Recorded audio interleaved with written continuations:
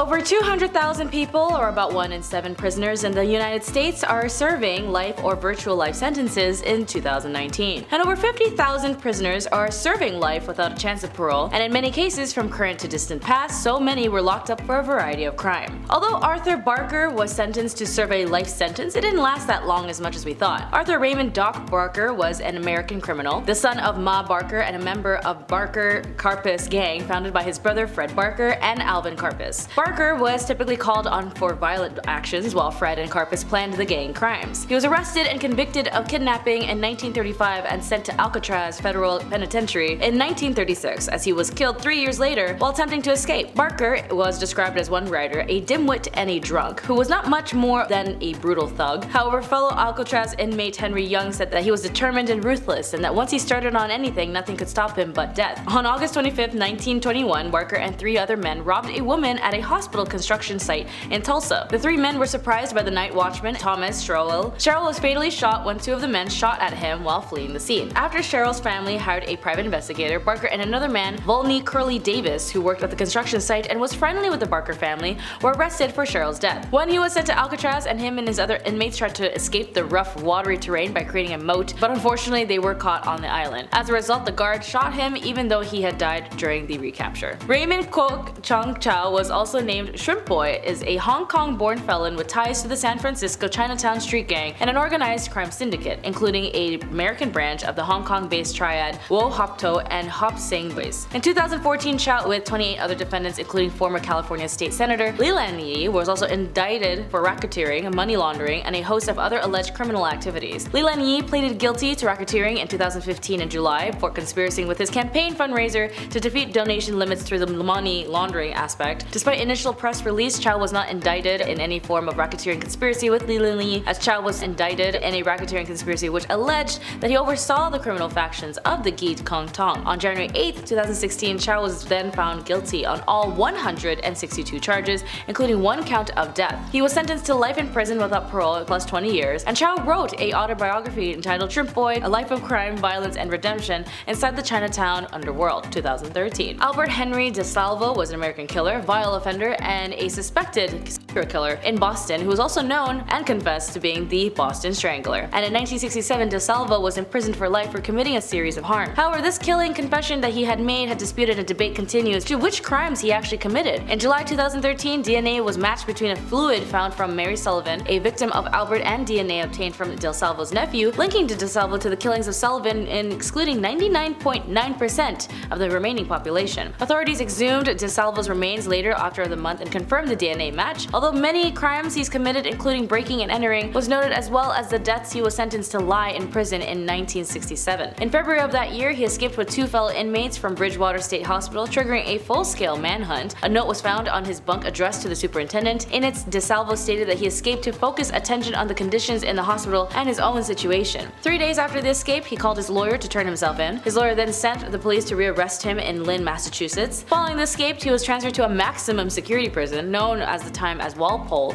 where he later recanted the rest of his crimes, and on November 25, 1973, he was found stabbed to death in the prison infirmary. Robert Wilson, who was associate with the Winter Hill Gang, was tried for DeSalvo's killings, but at the end of the trial, it was a hung jury. Paul Bergen is an American convicted felon and former criminal defense lawyer who practiced law in Newark, New Jersey. Prior to his conviction, he was known for defending a large range of famous and notorious clients, and he was convicted for conspiracy to killing a witness and other racketeering, illegal puffs, and adult working offenses. The sentences include 6 concurrent life terms in federal prison in 2013, and he was disbarred by the Supreme Court of New Jersey in 2016. A veteran lawyer from the area said the crimes alleged in the federal indictment would make Bergen the craziest, most evil lawyer in history of New Jersey, and quote-unquote, that is saying something. And a federal court had likened Bergen's downfall to the plot of a drama, as on March 18, 2013, a jury convicted attorney Bergen of all 23 counts of which he was tried, including conspiracy to killing a witness and other racketeering drink, and all that other nasty stuff. The U.S. Attorney for New Jersey, Paul J. Fishman, announced to the verdict Bergen's conduct was stunning violation of his role as an officer of the court and a betrayal to his roots as a member of law enforcement, said U.S. Attorney Fishman. He also quoted that the jury returned the verdict compelled by the evidence and opposed the justice that he had served, as they take no joy of his tragic fall. Bergen received a life sentence on September 23, 2013. Julian Buk is an American writer, activist, and widow of the co-conspirator Zvonko Buk, as she was arrested with Buk in 1976 after hijacking TWA Flight 355 and sentenced to life in prison with early parole. She married Zvonko Buk in 1972, and they lived together in Austria, Germany, and Ohio before moving to New York City. They were active in publicizing human rights violations in former Yugoslavia and in promoting the cause of the Croatian independence. On September 10, 1976, she and her husband and 3 others hijacked domestic Trans World Airlines flights 355 with the threat of a explosion. While refueling the hijacked plane at Montreal's Mirabel International Airport, officials say that they planted this explosion at a locker at the Grand Central Terminal and gave instructions on finding it. They wanted the news to be out and open and have the American people concerned about Croatia's independence be printed all over the media. But during the hijacking, when the device was found at the Grand Central Terminal, they actually realized after they were being flown over to London that the group ended up surrendering. And turns out that little weapon they had was just a kitchen pressure cooker, so you could say that they were under pressure.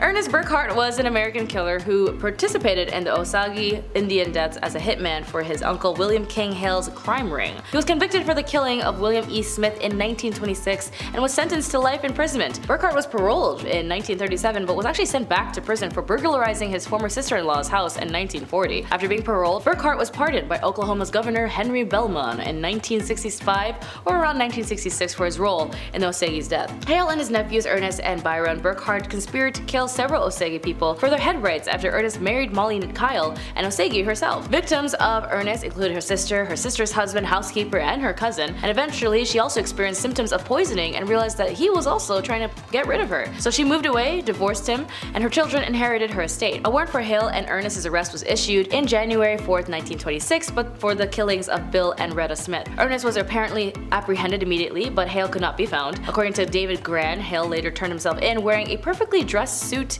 shoes shined to the gleam, a felt hat, and an overcoat with his diamond-studded Masonic lodge pin fastened to his lapel. Hale maintained his innocence, so federal agents focused on interrogating Ernest, and Burkhart was sent to the Oklahoma State Penitentiary in McAllister after being found guilty on June 21, 1926. James Joseph Whitty Bulger Jr. was an American organized crime boss who led the Winter Hill Gang in the Winter Hill neighborhood of Somerville, Massachusetts, a city directly northwestern of Boston. On December 23, 1994, Bulger fled the Boston area when he went to hiding after his former FBI handler, John Connolly, tipped him off about pending RICO indictment against him. Bulger remained at large for 16 years, and after 2011 arrest, federal prosecutors tried Bulger for 19 killings based on the grand jury testimony from Kevin Weeks and other former criminal associates. Although Bulger admittedly denied it, Bulger provided information of the inner workings of the Patriarca crime family and his Italian-American mafia rivals based on Boston and Providence, Rhode Island. In return, Connolly, as Bulger's FBI handler, ensured that the Winter Hill Gang was effectively or efficiently ignored. Beginning in 1997, press reports exposed various instances of criminal misconduct by federal, state, and local officials with ties to Bulger, causing embarrassment to several government agencies, especially to the FBI. Bulger's trial began in June 2013, and he was tried on 32 counts of racketeering, money laundering, extortion, and weapon charges, including complicity in 19 deaths. On August 12, Bulger was found guilty on all 31 counts, including both racketeering charges, and was found and involved in 11 killings. As a reward of US $2 million have been offered for information leading to his capture. At 8:20 a.m. on October 30, 2018, the then 89-year-old passed away. Akoli was born on January 14, 1937 in Decatur, Texas, and was raised in Vernon, Texas. He then graduated from the Prairie A&M University in 1956 with a degree in mathematics in 19. And this guy was really smart. He was actually studying and becoming a computer analyst for NASA, working for Edwards Air Force Base in California. He then moved to New York City in 1963, becoming a civil rights movement activist before moving again in the summer of 1964 to Mississippi, continuing that new civil rights activism. Akoli was actually radicalized by the assassination of Martin Luther King in April 1968, and in that same year joined the Harlem chapter of the Black Panther movement, as well as its finance minister. He was arrested on April 2, 1969 as the Panther 21 conspiracy case, in which members were accused of planning, coordinating, killing a long-range rifle attack on 2 police stations and education offices in New York City. The group, called Computer People for Peace, raised $50,000 bail for him, but it was rejected by the judge. Akoli and other defendants were ultimately acquitted of all charges in this case, but his status, though, is still granted parole on May 10, 2022, but is still currently serving a life sentence. Grant Chernin Amato is an American killer who was convicted of a famicide that occurred on the evening of January 24, 2019. Amato shot his parents and his brother Cody in the head in their home in Seminole, Florida, while attempting to stage it as a self-committed by his brother before fleeing the residence. He was captured after a 24-hour manhunt, put on trial, found guilty, and sentenced to life in prison without the possibility of parole. The reason? He was so into fanboying for online girl servers. So much to the point that he was addicted to their love and affection that he spent over $200,000